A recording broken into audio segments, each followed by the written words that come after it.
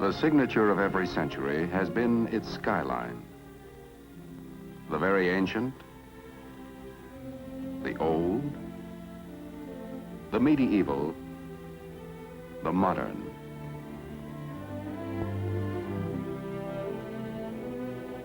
Imprints of man's never-ending path of progress, silhouetted against the ageless canvas of the sky. Our day, our times, our signature, our skyline. Metal fingers beckoning to the invisible, calling to sound the ear cannot hear, and sight beyond the range of the unaided eye. Our era, the era of television. The dream of television had persisted for centuries. The human eye is a miraculous instrument, perceptive, sensitive, forever tuned to the pulsating wavelengths of light. Yet the eye is hemmed in by horizons. It cannot see over a hillside or beyond the haze of distance. To extend the range of human eyesight, man developed marvelously sensitive instruments, binoculars.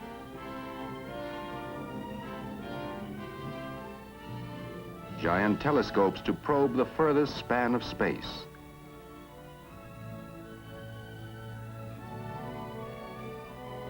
But always there were barriers, distance. Could man fling pictures to the sky and gather them in at a distant point? It was a provoking challenge. And nowhere did the challenge provoke more unending experiment and research than at RCA. As far back as the 1920s, two men took up this challenge. They shared the irresistible dream of television. David Sarnoff, chairman of the board of RCA. Dr. Vladimir Zworykin, honorary vice president and technical consultant of RCA. Dr. Zworykin, every now and then I like to put the calendar back and remember another important occasion when you came to my office. You were a good salesman, and I was a good dreamer. We talked about broadcasting moving images by electronics. And I remember that I asked you what it would cost to develop an all-electronic television system. Do you recall your estimate? Of course I remember. I asked something like $100,000. Your estimate missed by quite a bit.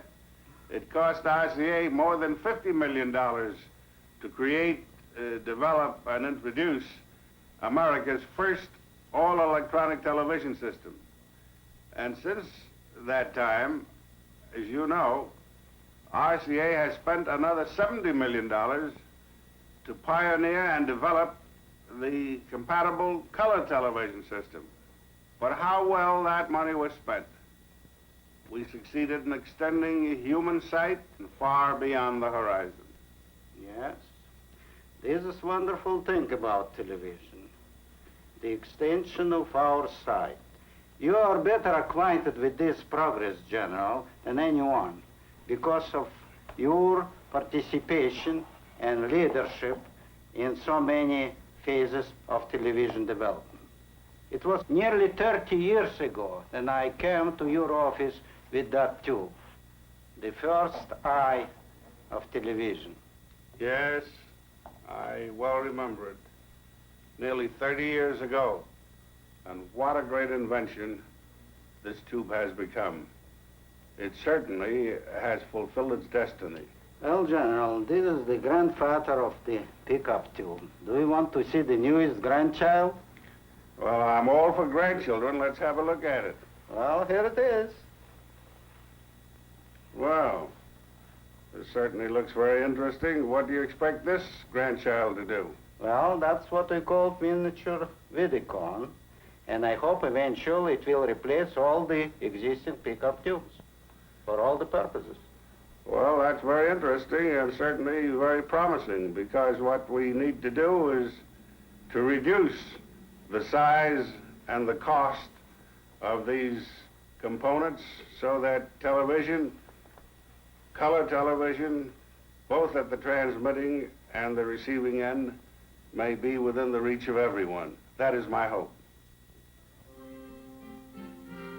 The turning point came in 1923 when Dr. Zworykin invented the iconoscope. This tube, after years of further development, became the image orthicon, the electronic eye of the modern television camera.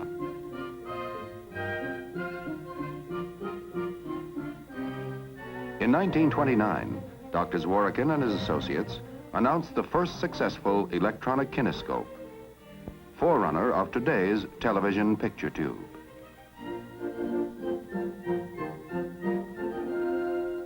The circuit was complete. All electronic television was achieved. It worked. How? The lens of the television camera acts like the iris of the human eye. It gathers in the light rays and focuses them on a mosaic of light-sensitive material that is built into the picture tube. The light-sensitive material converts the light into electrical impulses, a reaction varying with the strength of the light. The optic nerve of the camera picture tube is the electron beam, controlled by electromagnets.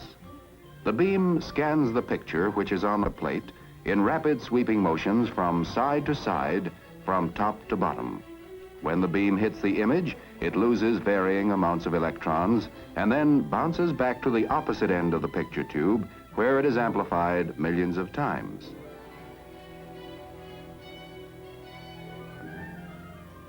It is led off to the transmitter in the form of electric current.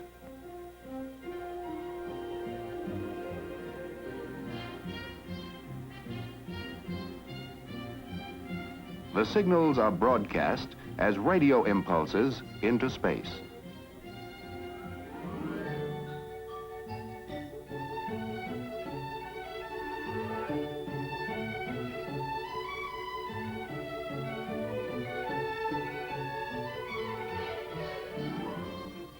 Heart of the receiving set is the kinescope.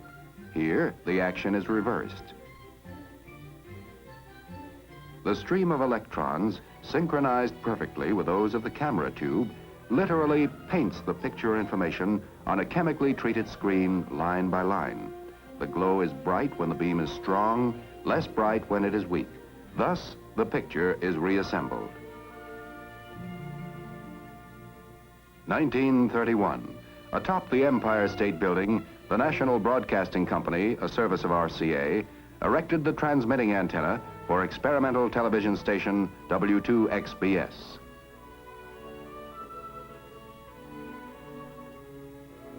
Now, RCA's technicians and scientists tackled the next goal, improvement of picture quality.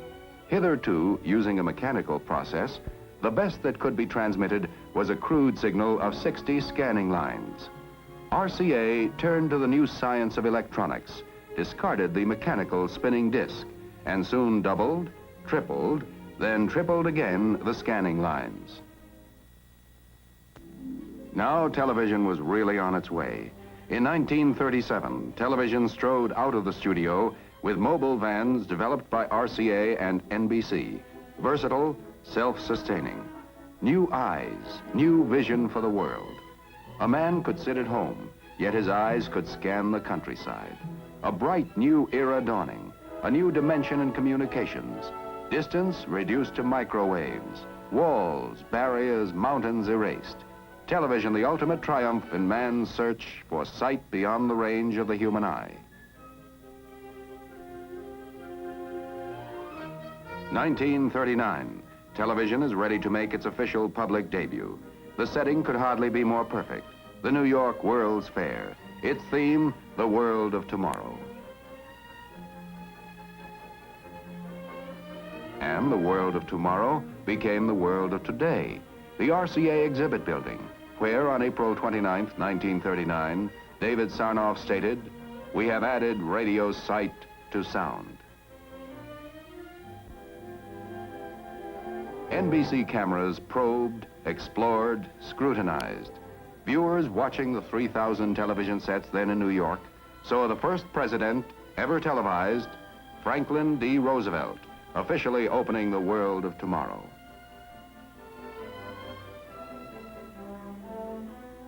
Via television, the viewers toured with the King and Queen of England through Pavilion and Midway.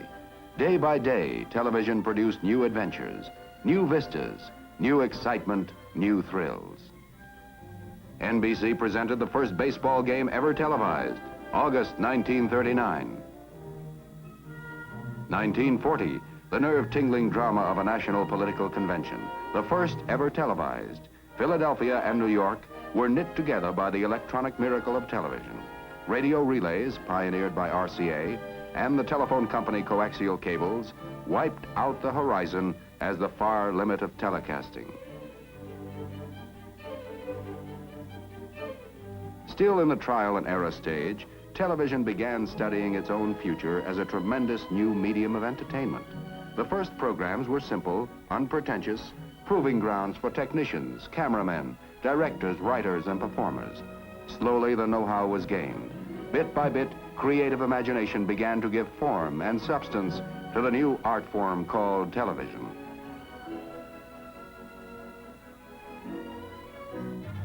(1941), a fateful year, war, and the beginning of a 4-year blackout for commercial TV. And television enlisted for the duration. Research went forward at war tempo. At RCA's David Sarnoff Research Center, Princeton, New Jersey, 24-hour shifts explored every corner of the new world of electronics.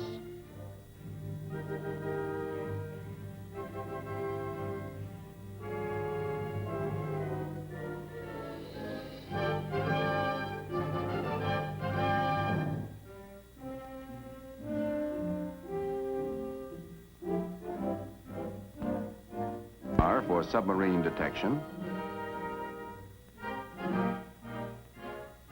the sniper scope that made it possible to see a target in darkness. Thus, the progress of perhaps a peacetime decade was compressed into 4 short years. 1945, the war over. After 4 years of unparalleled war effort, denial, sacrifice, the American public hungry for the rewards of peace. And television, with its promise of endless hours of enjoyment, entertainment, was part of the peacetime dream.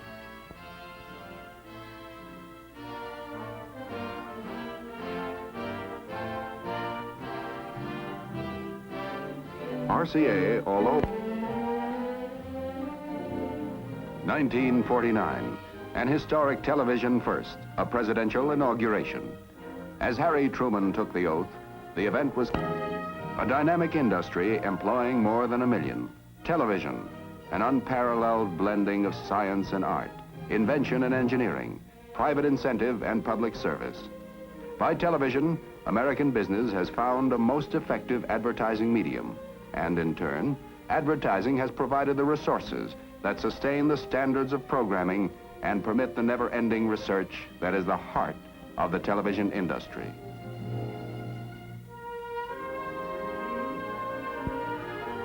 Television servicing alone has become a major industry, employing nearly 100,000 people.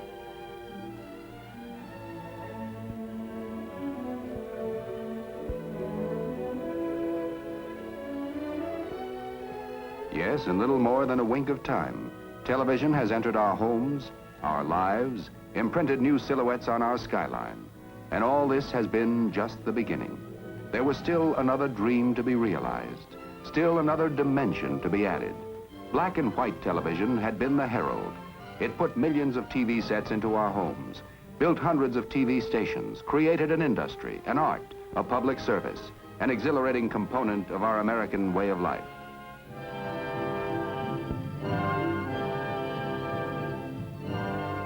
It provided the foundation for the next giant step forward.